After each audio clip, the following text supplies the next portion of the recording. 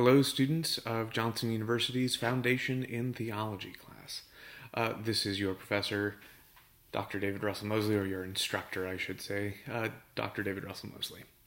Anyway, so you've all gotten back your discussions on demons and stuff, and I wasn't able to engage as much this time around as I did last discussion. But I wanted to make a video that just pointed out a couple of things. The first is, I know that you all were supposed to anyway read a portion of Cottrell's book, I think last week or the week before, that touched on this subject, but it's something that I wanted to make sure I said a little something about when it comes to kind of the spiritual realm and all that kind of stuff. And that is that we as Christians, it seems to me, tend to get really wrapped up in the reality of demons, or the non-reality of demons. So, we talk about demons, we talk about demon possession, we talk about how active demons are. I mean, you guys had an entire assignment about that. And yet we very rarely talk about angels. And I think that it's very important for us to keep in mind that angels are just as real as demons. In fact, in some ways, you could almost call them more real. I'll get to that maybe in another video, maybe not.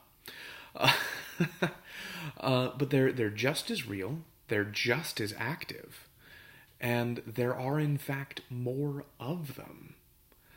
Because if we can take literally, or even somewhat figuratively, the idea that when in Revelation it talks about the dragon swipes out a third of the stars from the sky, and we tend to interpret that as it's the fall of Satan and the fallen angels, what we call the demons. We need to remember that while the number is a third, and that's a big number, 2/3 is bigger, which means that there's 2/3, and I mean, again, perhaps we ought not to take that number too literally, but the point is that there's a larger number of angels who remain unfallen. And while the Bible, especially the scriptures that we tend to read in the Old Testament, the New Testament, and by that I mean the scriptures that aren't the Apocrypha, while those don't give lots of information about angels, the information that they do give make a few things pretty clear. Angels are probably terrifying to look at because, read through scripture anytime an angel appears. They tell people, be not afraid, which suggests that the people who are looking at them are afraid. There are, I think, evidently, and your reading kind of suggested that maybe this is possible, but, don't have conclusive evidence. But I think it's fairly conclusive that there are orders within the angels. That is, there are some who do some things, some who do others, and that there's a ranking in that. That's why we get terms like angel and archangel, cherubim and seraphim and thrones, powers, dominions. All of that kind of stuff is telling us about kind of the varying levels of angels. Other things that the scriptures pretty clearly tell us is that angels, especially the ones who more directly interact with humans, tend to be messengers.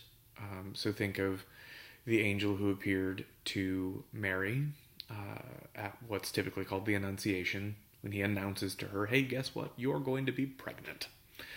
The angel that appears to Joseph in a dream.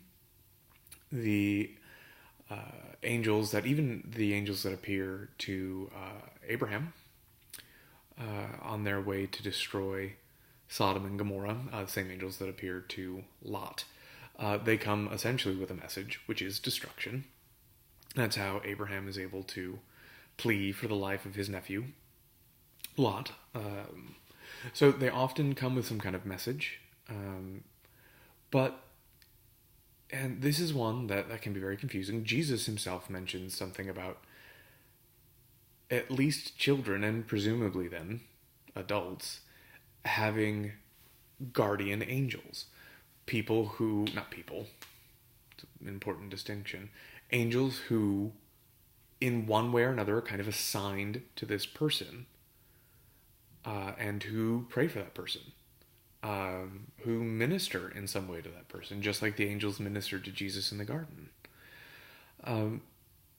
So I say all that to say, of course, we need to believe in the reality of demons.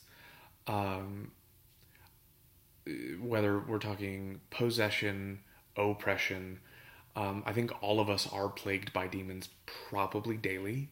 I think that that's in large part where our temptations come from. What we do with those temptations is entirely up to us, but their presentation to us is demonic. But that we need to remember that angels also exist. Another important thing to remember about both angels and demons is to remember that they are created. And that means more than just they're not as powerful as God. What that means is that they exist within created reality.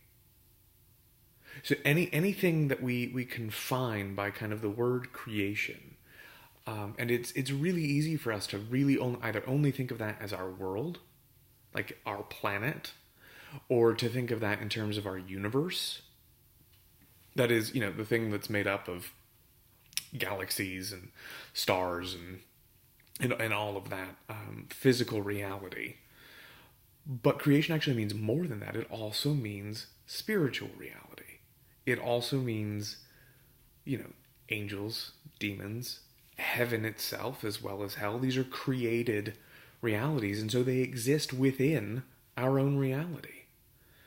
And that ought to actually give us some pretty profound hope, because that means two really important things. It probably means other things as well, but it definitely means these two things, and that is, one, demons are creatures too. Like I said, they're not God. They're creatures just like we are. They're just immaterial. They might be more powerful in some ways than us. They might be more cunning than we are, and they might be more wicked than we are. But they're created.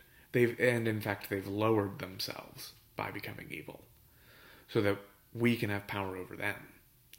Remember that Scripture says, I think it's in either 1st or 2nd Corinthians, says that, don't you know that we will judge angels?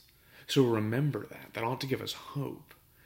It also ought to give us hope to know that angels exist within our created reality. That they are there. That ultimately the angels' purpose is God's glorification and bringing about God's will. And a big part of that, at least so far as we're concerned, is the redemption of our world.